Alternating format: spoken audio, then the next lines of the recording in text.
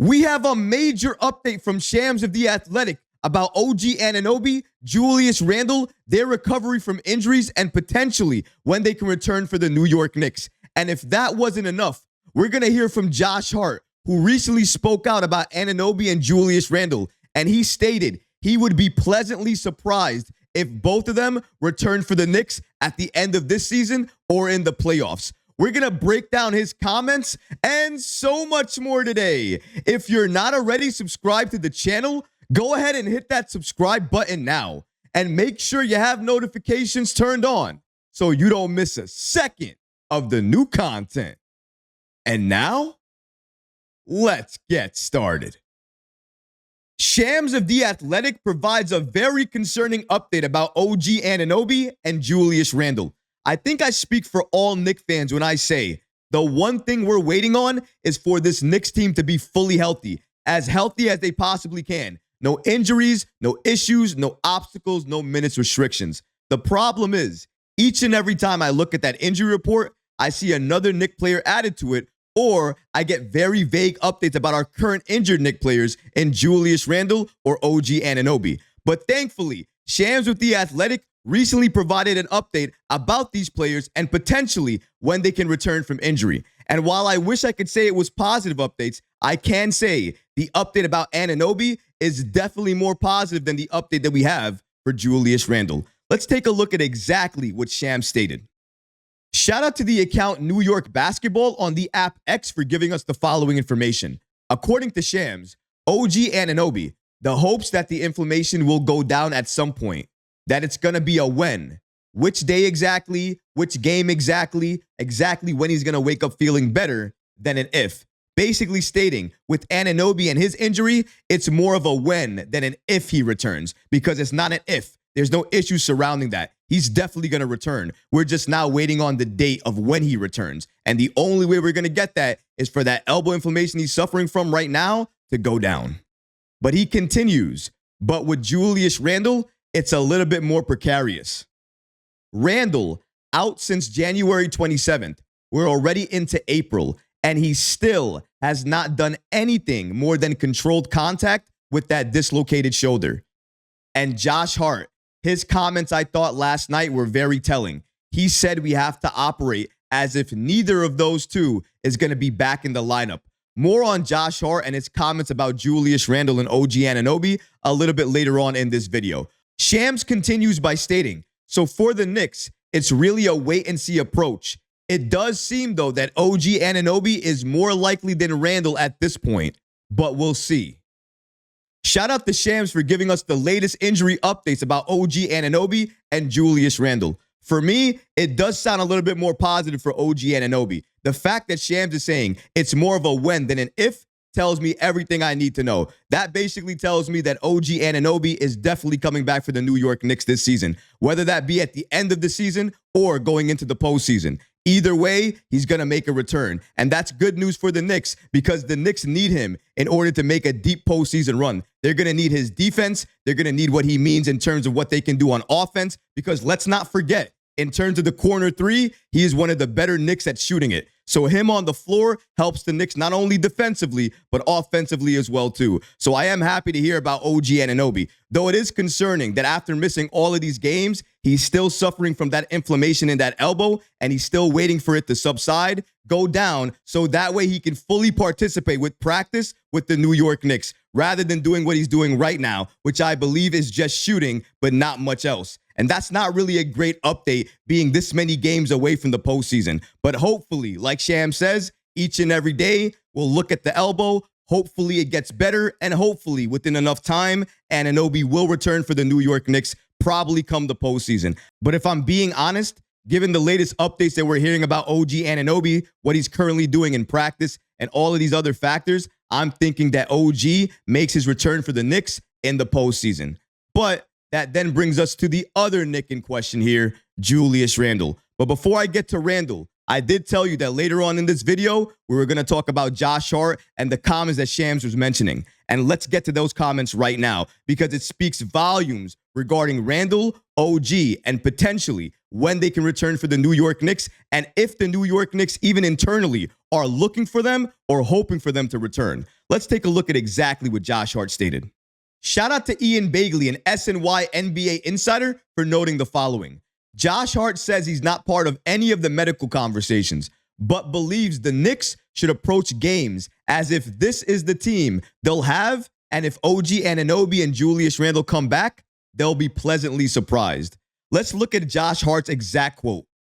Josh Hart stated exactly, "I'm not in those medical conversations or anything like that, so I don't know blank from blank, but we've got to approach every game and the end of the season that those guys aren't coming back. And if they do, be pleasantly surprised."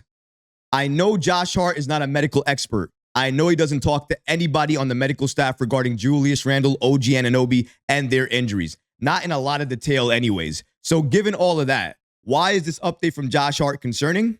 Because Josh Hart spends time with that team. He spends time with Julius Randle, had him on his podcast, spends time with OG Anunoby. He has a lot of conversations with that team behind the scenes. The fact that he's saying this, and in my opinion, I believe he's speaking for the entire team. I feel like the entire team is moving forward with the mindset that this is who we have, this is all we have, and we're not going to get any better from any other help coming back from injury or anything else like that. So we shouldn't even recognize it. We shouldn't even think about it. We should get it out of our head. Right now, we have who we have, and we have to compete with that. And if we can't, oh well, we can't and we fail. But we have to pick ourselves back up and try again. And I think that's exactly what Josh Hart was stating here. But while he was stating that, he also got my concern level all the way up. Because when you pair this update from Josh Hart with the update that we received earlier from Shams regarding Julius Randle and his current situation and current status, you absolutely have to be concerned. Randle has been out for several months. When OG Anunoby got cleared for contact, we thought that Julius Randle was going to be right behind him, but he wasn't. He was stuck there, and he's still there now. We just heard from Shams. Julius Randle, as of today, right now, is still doing controlled contact drills, has still not been cleared or moved on for full contact yet, and we are still waiting for that step to happen. If you're not concerned yet, if you haven't been concerned, if you've been saying, oh, it doesn't matter, they're just holding him off till the playoffs, that doesn't seem like it's the case. We have 8 regular season games remaining. After that, it's playing, week off, and then the postseason starts. And when the postseason starts, you got to be locked in, focused, have chemistry built with your team. Is Julius Randle going to have that? Even better than that, is Julius Randle going to get cleared for contact in enough time to make it for the first round of the postseason? Because now that's what I'm concerned about. Because let's face it, after you get cleared for contact, there's other steps to follow. You have to do contact drills. You have to do 1-on-1s, 2-on-2s, 3-on-3s, 4-on-4s. Then finally, you move back to 5-on-5s. Then finally, you move on to practicing with the team fully without any limitations or any restrictions. You do that for a couple of sessions. Then you meet with the medical staff. Then they have to clear you. Then after they clear you, then you have to return to the court. And even after you return, you're not going to look like the same player. You're going to need games to look like the player you used to, even if you get back to looking like that player this season. And you're going to be doing it during the postseason. We have no idea, a question mark over Julius Randle and his status for the postseason. The only positive that we can take from today, given Shams' update, is that OG Anunoby is a when, not an if. Thank the heavens for that. Other than that, Julius Randle, the exact same thing. You could legitimately go back to my video last week and play it, and the update would remain the same. That doesn't worry you? That doesn't concern you? I am so over it. I am so done with all of these injury updates because each and every single one of these updates, maybe some of them are positive, but most of the times they're not positive, they're negative, and they definitely don't make me feel good. They don't make me feel good about this Knicks team moving into the postseason because I've said it 100 times, and I guess I'm going to say it 101 times right now. The New York Knicks, to have a deep postseason run, need to be fully healthy. If they're not fully healthy or they're still trying to figure things out come the postseason, they're going to be hurt by that, and their playoff dreams are going to crumble apart. And I don't want to see that happen because given the season they have right now, given the season that they've given New York, I do not want to see their postseason dreams crumble like that. We deserve more. This Knicks team deserves more, and we can get there if we get fully healthy. But fully healthy keeps on getting further and further away from us because these injury updates push us further and further away from there, especially when you hear updates like this about Julius Randle still not moving on to full contact. If he hasn't moved on to full contact now, I ask you, when? When is he going to move on to full contact? Next week? The week after that? When we're in the postseason? When we're in the second round of the postseason? When? That's what I need to know, because as of right now, we have question marks. Anunoby sounds like he's day-to-day. It could be any day now for Anunoby. Good thing. Positive. But Julius Randle? Question mark. We still have no idea. And until I have an update about Randle and a potential return date of when he can return for the New York Knicks, my concern level for this team is going to stay at the top level, because I know, just like I know all of you know, Julius Randle is a major piece for this Knicks team and what they want to achieve in the postseason. Without him, it's going to be very hard for the New York Knicks to do so.